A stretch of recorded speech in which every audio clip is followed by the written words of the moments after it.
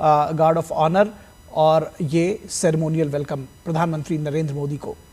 प्रधानमंत्री नरेंद्र मोदी का औपचारिक स्वागत करते हुए थाईलैंड के प्रधानमंत्री पेथोंगथांग शिनावत।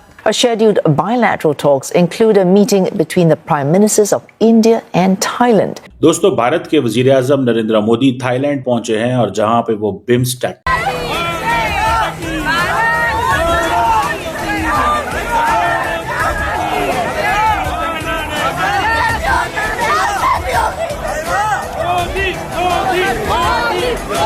Prime Minister Modi was given a grand welcome on his arrival by the Indian diaspora in Bangkok. Video viral इस वक्त सोशल मीडिया पे। आखिर भारत करना क्या चाह रहा है नाज़रीन, जो कल तक एक मैरीटाइम ट्रांसपोर्ट डील भी जो है वो ऑलरेडी फॉरेन मिनिस्टर्स जो हैं वो साइन कर चुके हुए हैं। कल मुल्क का ये हाल हो गया है, कहीं पे भी सुकून नहीं है, कहीं भी अमन नहीं। यार शाम में इतनी बदअमनी नहीं है जितनी पाकिस्तान में है, कुछ खुदा का खौफ कर लो। लेकिन याद रखें कि मोहम्मद यूनुस साहब जो हैं उनको पाकिस्तान के वजीर आजम ने भी दावत दी है, लेकिन वो नहीं आए।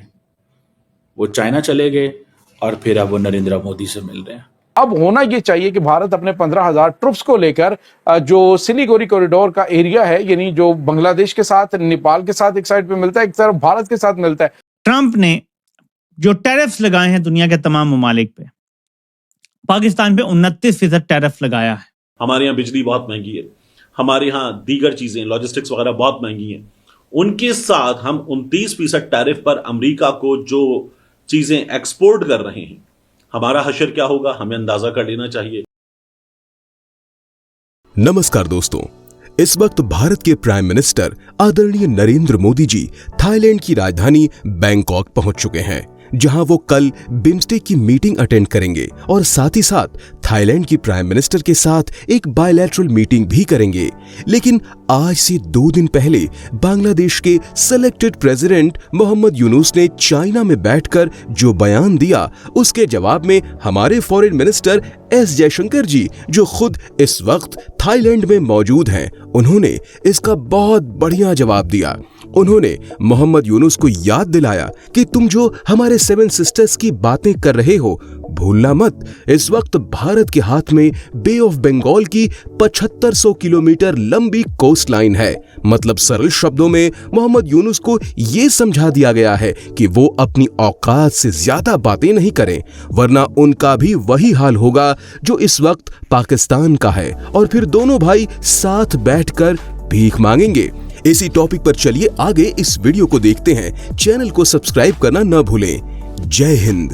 दोस्तों, भारत के वजीर आजम नरेंद्र मोदी थाईलैंड पहुंचे हैं और जहां पे वो बिम्स्टेक, जो कि बेसिकली भारत ने एक सार का मुतबादिल ढूंढा हुआ है कि कैसे पाकिस्तान को साइडलाइन करना है, कैसे पाकिस्तान को इग्नोर करना है और कैसे खित्ते के बाकी ममालिक को साथ मिला के अपनी मर्जी का एक रीजनल ऑर्डर देना है। ये वो बिम्स्टेक है। और आपको पता है कि बिम्स्टेक जो है इसकी जिन लोगों को नहीं पता उनका बताता चलो कि this is bay of Bengal initiative for multi sectoral cooperation, particularly in technical and economic areas।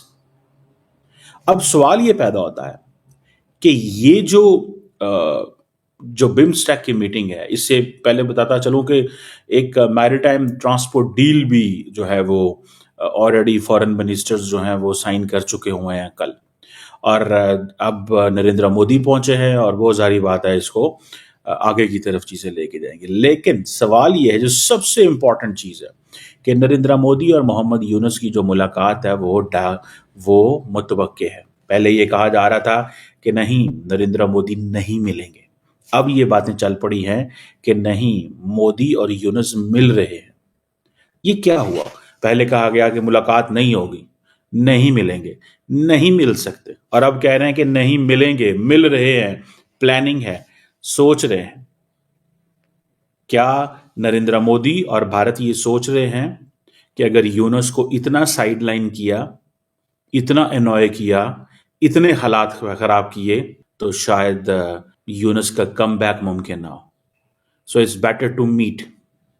लेकिन याद रखें कि मोहम्मद यूनुस साहब जो हैं उनको पाकिस्तान के वजीर आजम ने भी दावत दी है, लेकिन वो नहीं आए। वो चाइना चले गए اور پھر اب وہ نریندر مودی سے مل رہے ہیں. خیر اس کے اوپر بھی ظاہر بات ہے بحث ہوگی, بات ہوگی, ڈسکشن ہوگی.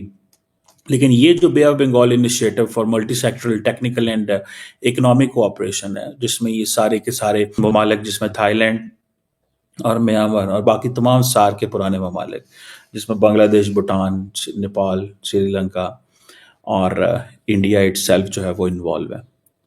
اب اصل مقصد کیا ہے؟ اصل مقصد یہ ہے کہ انڈیا اپنا ریجنل آرڈر لے کے آنا چاہتا ہے, لارجلی جس کو لوگ اگنور کرتے ہیں جس بات کو. India wants to bring its own regional order.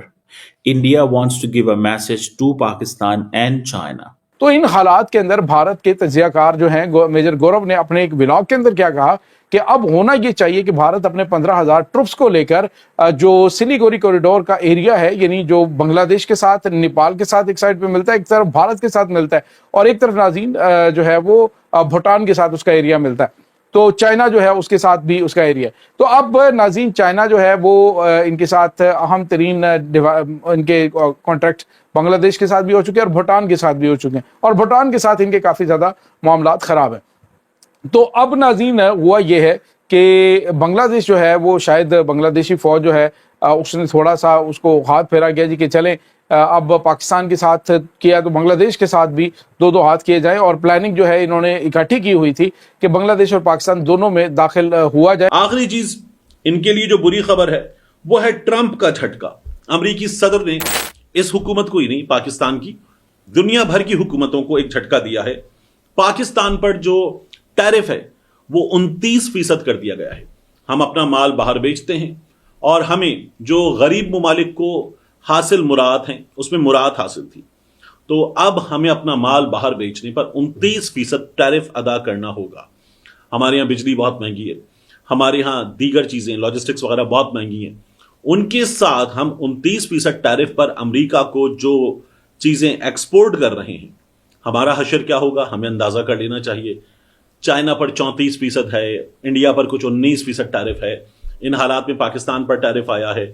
میں ایک چارٹ دیکھ رہا تھا, اس چارٹ کے مطابق یورپین یونین ان تمام ملکوں سے امریکہ کو جو ایکسپورٹس ہوتی ہیں وہ ہیں کچھ امریکہ میں ہونے والی ایکسپورٹس کا 18%, ٹھیک ٹھاک بڑا نمبر ہے.